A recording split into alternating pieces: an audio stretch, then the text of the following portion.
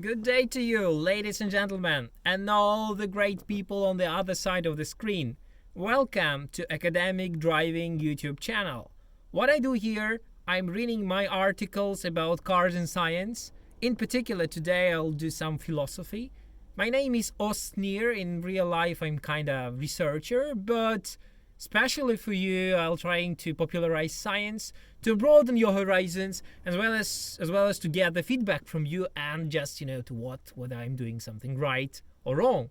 So this means that consider subscribing here, or consider also checking down in the description. There are links to my books, which you may just read, or eventually you may listen to what I'm reading to you today, because I'll be reading an article from my book, Introduction to Academic Driving. And this article is about Descartes and Cartesian automobile. What if the biggest nerd in history of humankind engineered automobiles? Now, I'm reading this article actually for the first time.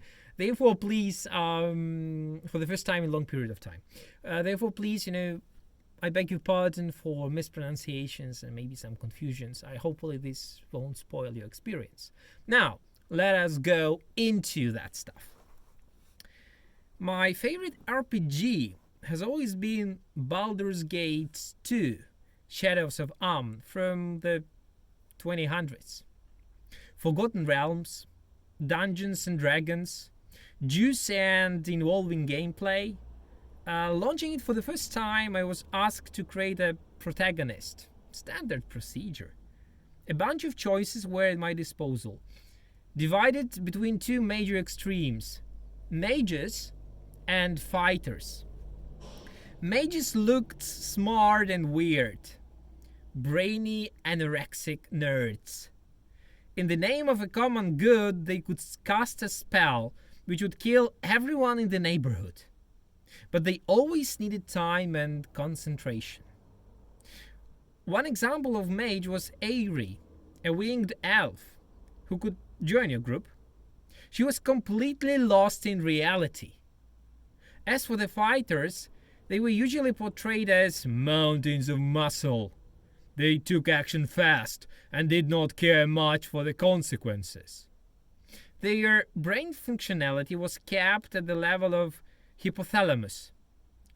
How to swing a sword from left to right and back. Sure, their muscles and armor looked beautiful on the screen. Fighters were also much funnier.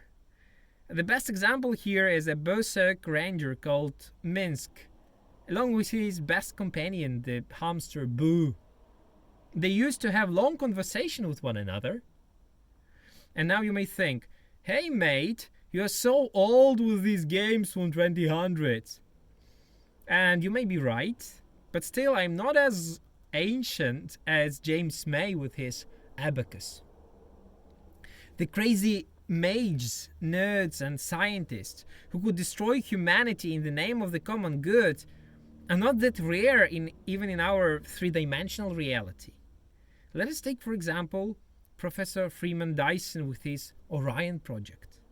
The professor considered that a series of controlled nuclear explosions could propel the spacecraft into outer space.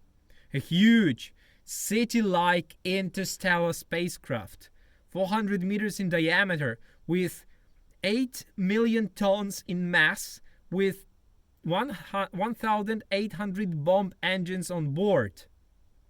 These bombs would drop from the vessel, explode behind it, and push it upward.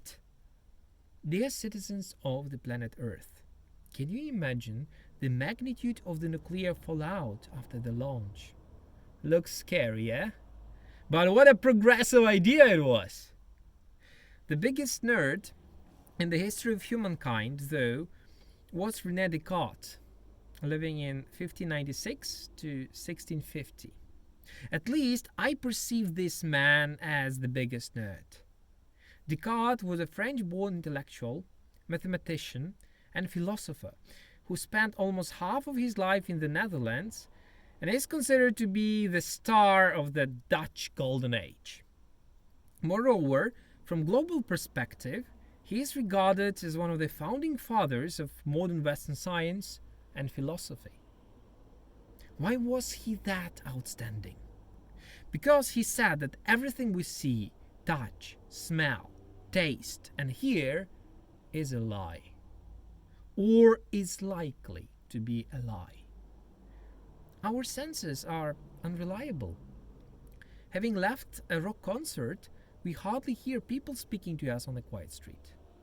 Suffering from a toothache, any kind of food seems to be made of compressed ash.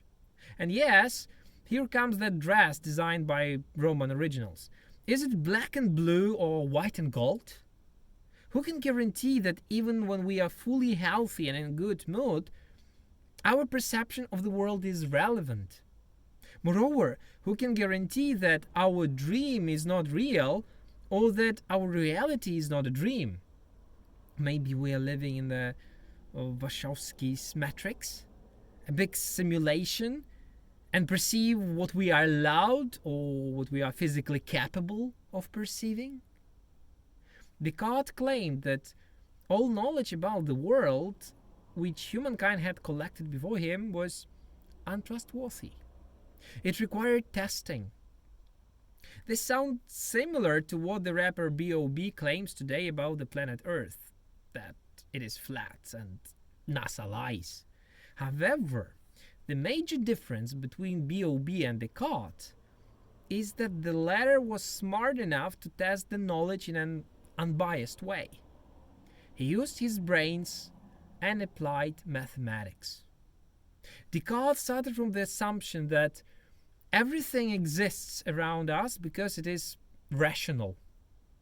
Reason is what makes the world around us appear as it does. Reason makes sense of everything, and we are not capable of perceiving the world correctly through our senses.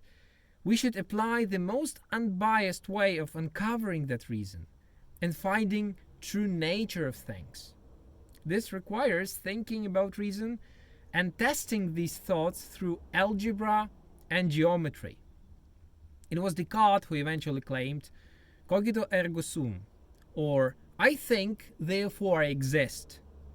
He meant by this that the only evidence of someone's existence is his or her ability to think, regardless of his or her senses, and what is more, to doubt these senses.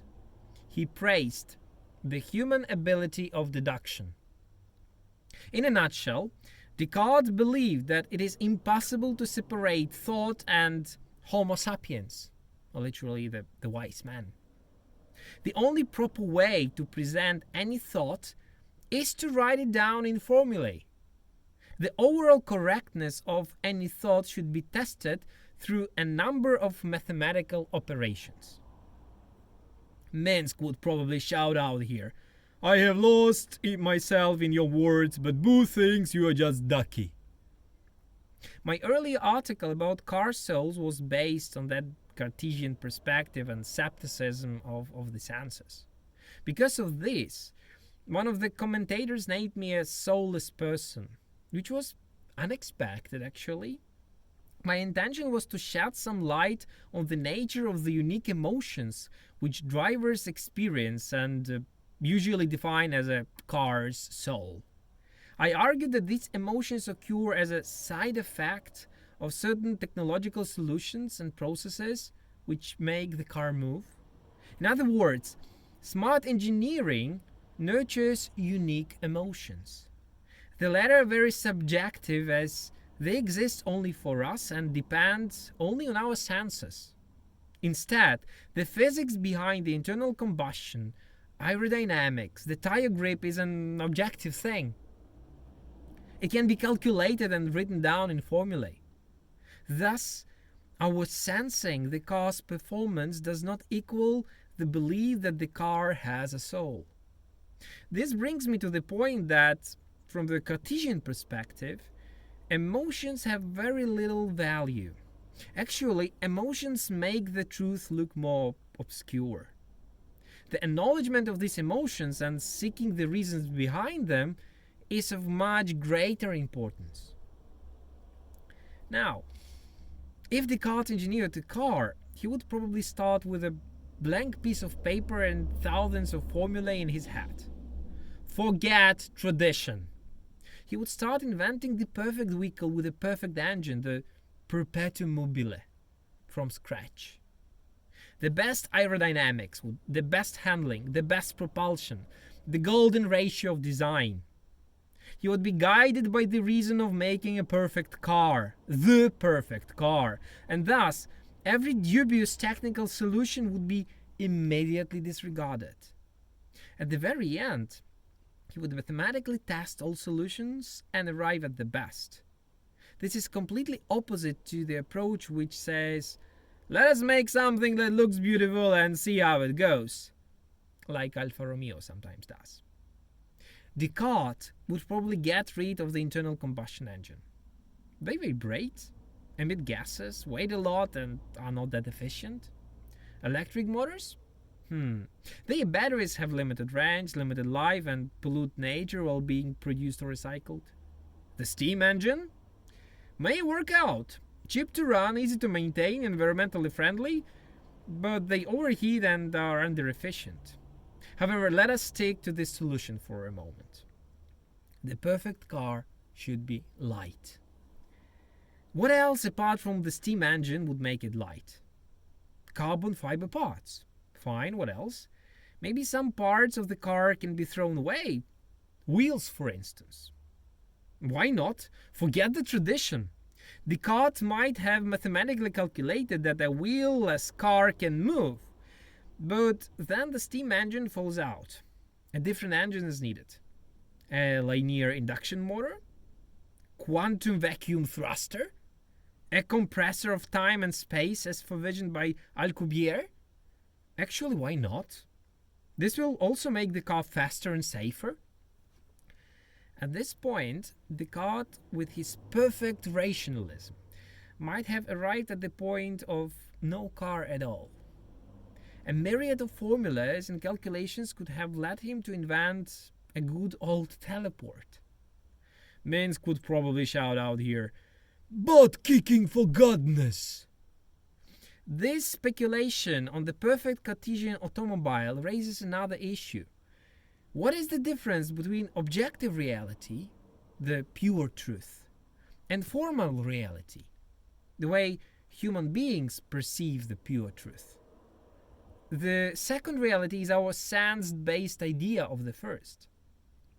These ideas are created in pain and struggle, in successful researches and failures. They are wild beasts. Therefore, in his quest for a perfect car, Descartes would inevitably have hit on a series of questions. Can a masterpiece of engineering which moves about the surface without wheels be named a car? Are wheels ultimately needed for a car to be a car? Would an attempt to make the perfect car, which ends up in making a teleport, still be an attempt to make a car? Descartes would probably answer yes to all these questions. His attempt to invent the perfect car would also be an attempt to discover the objective reality, the pure truth, which would eventually push him to invent the teleport. To put everything in a nutshell, if the biggest nerd in history engineered a car, it would not likely be a vehicle we currently know as a car. It would be something which allows people to travel fast and securely, most likely the teleport. Minsk would probably shout out here, "What? Boo is outraged. See his fury. It's small, so look closely. Trust me, it's there." This kind of Cartesian thinking does not sound thrilling. It is nerdish boredom in its purest form. And Minsk may be right. Coming back to the characters and classes from the Baldur's Gates, mages invest a lot of time and effort to discover the true nature of things, to learn how to exploit this nature and trigger a global effect, sometimes a disastrous one. In their stead, fighters take care of minute to minute developments without getting into the complexities behind them. That is enough to make fighters happy. We all may be excited by Airy. However, it is good old Minsk who generates the biggest love from the fans. And surely his hamster.